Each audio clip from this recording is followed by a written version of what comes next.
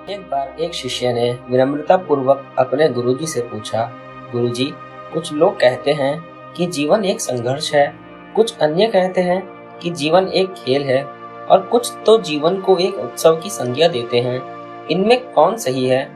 गुरुजी ने तत्काल बड़े ही धैर्यपूर्वक उत्तर दिया, पुत्र, जिन्हें गुरु नहीं मिला उनके लिए जीवन एक संघर्ष है, जिन्हें गुरु मिल गया उनका जीवन एक खेल है, और जो लोग गुरु द्वारा बताए गए मार्ग पर चलने लगते हैं, मात्र वे ही जीवन को एक उत्सव का नाम देने का साहस जुटा पाते हैं। यह उत्तर सुनने के बाद भी शिष्य पूरी तरह से संतुष्ट न था। गुरु जी को इसका आभास हो गया। वे कहने लगे, लो, तुम्हें इसी संदर्भ में एक कहानी सुनाता हूँ, ध्यान से सुनोगे तो स्वयं ही अपने प्रश्न का उत्तर पा सकोगे।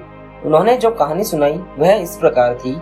एक बार की बात है कि किसी गुरुकुल में 3 शिष्यों ने अपना अध्ययन संपूर्ण करने पर अपने गुरुजी से यह बताने के लिए विनती की कि उन्हें गुरु दक्षिणा में उनसे क्या चाहिए। गुरुजी पहले तो मंद मंद मुस्कुराए और फिर बड़े स्नेहपूर्वक कहने लगे, मुझे तुमसे गुरु दक्षिणा में एक थैला भर के सूखी पत्तियां चाहिए, ला सकोगे? वे तीनों मन ही मन बहुत प्रसन्न हुए, क्योंकि उन्हें लगा कि वे बड़ी आसानी से अपने गुरुजी की इच्छा पूरी कर सकेंगे। सूखी पत्तियां तो जंगल में सर्वत्र बिखरी ही रहती हैं। वे उत्साहपूर्वक एक ही स्वर में बोले, जी गुरुजी, जैसी आपकी आज्ञा। अब वे तीनों शिष्य चलते चलते एक समीपस्थ जंगल में पहुंच चुके थे, लेकिन यह देखकर कि वहां पर तो सूखी पत्तियां केवल एक मुट्ठी भर ही थी, उनके आश्चर्य का ठिकाना न रहा। वे सोच में पड़ गए कि आखिर जंगल में कौन सूखी पत्तियां उठाकर ले गया होगा। इतने में ही उन्हें दूर से आता हुआ कोई किसान दिखाई दिया। वे उसके पास पहुंचकर उससे विनम्रता पूर्वक याचना करने लगे कि वह उन्हें केवल एक थैला भर सूखी पत्तियां दे दे। अब उस किसान ने उनसे क्षमा याचना करते हुए उन्हें यह बताया कि वह उनकी मदद नहीं कर सकता, क्योंकि उसने सूखी पत्तियों का ईंधन के रूप में पहले ही उपयोग कर लिया था। अब वे तीनों पास में ही बसे एक गांव की ओर इस आशा से बढ़ने लगे थे कि हो सकता है वहां उस गांव में उनकी कोई सहायता कर सके। वहां पहुंचकर उन्होंने जब एक व्यापारी को देखा तो बड़ी उम्मीद से उससे एक थैला भर सूखी पत्तियां देने के लिए प्रार्थना करने लगे, लेकिन उन्हें फिर एक बार निराशा ही आत आई, क्योंकि उस व्यापारी ने तो पहले ही कुछ पैसे कमाने के लिए सूखी पत्तियों के दोने बनाकर बेच दिए थे। लेकिन उस व्यापारी ने उदारता दिखाते हुए उन्हें एक बूढ़ी माँ का पता बताया जो सूखी पत्तियां एकत्रित किया करती थी। पर भाग्य ने यहाँ पर भी उनका साथ नहीं दिया, क्योंकि वह बूढ़ी माँ तो उन पत्तियों को अलग अलग करके कई प्रकार की औषधियां बनाया करती थी। अब निराश होकर वे तीनों खाली हाथ ही गुरुकुल लौट आए। गुरुजी उन्हें देखते ही स्नेहपूर्वक पूछा, पुत्र, ले आए गुरु दक्षिणा? तीनों ने सर झुका लिया। गुरुजी द्वारा दोबारा पूछे जाने पर उनमें से एक शिष्य कहने लगा, गुरुदेव, हम आपकी इच्छा पूरी नहीं कर पाए। हमने सोचा था कि सूखी पत्तियां तो जंगल में सर्वत्र बिखरी ही रहती होंगी, लेकिन बड़े ही आश्चर्य की बात है कि लोग उनका भी कितनी तरह से उपयोग करते हैं।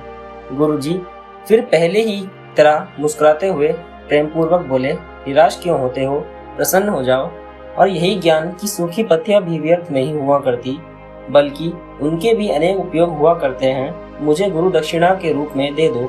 तीनों शिष्य गुरुजी को प्रणाम करके खुशी खुशी अपने घर की ओर चले गए।